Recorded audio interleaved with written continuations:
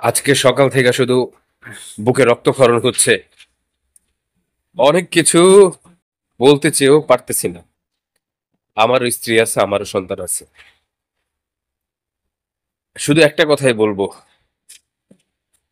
পৃথিবীতে প্রত্যেকটা অন্যায়ের বিচার হইছে, হবে।